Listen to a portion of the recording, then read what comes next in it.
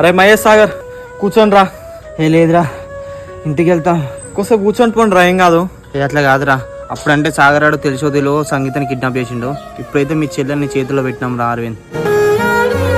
అరే అరవింద్, సారీ రా. అప్పుడంటే మహేష్ గారి గురించి ఆలోచించి మీ చెల్లెని కిడ్నాప్ చేసిన. ఈ చెల్లె మీద నాకు ఎటువంటి కోపం లేదురా. చెల్లెనైతే ఇక జాగ్రత్తగా చూసుకోరా అరవింద్. ఇప్పుడు గవాన్ ఎందుకు మాట్లాడతారా? అరే అలా కాదురా, ఇంకా సంగీతకి ఏమన్నా అయిందనుకో మళ్ళీ నువ్వు మమ్మనే డౌట్ పడతావు. ఇప్పటి నుంచి సంగీత విషయంలో మేము అస్సలకి ఇన్వాల్వ్ అవురా. సంగీత, ఇక్కడి నుంచి అయినా మంచిగుండు. మీ అన్న చెప్పిన అట్టిను, వానికి నువ్వు తప్ప ఎవరు లేరు. అరే నన్ను క్షమించండి రా, నేను అన్వేష్ గారిని అనవసరంగా నమ్మి మిమ్మల్ని అనుమానించిండ్రా. సరేరా, ఇక రేపు కలుద్దాం. సంగీత జాగ్రత్త.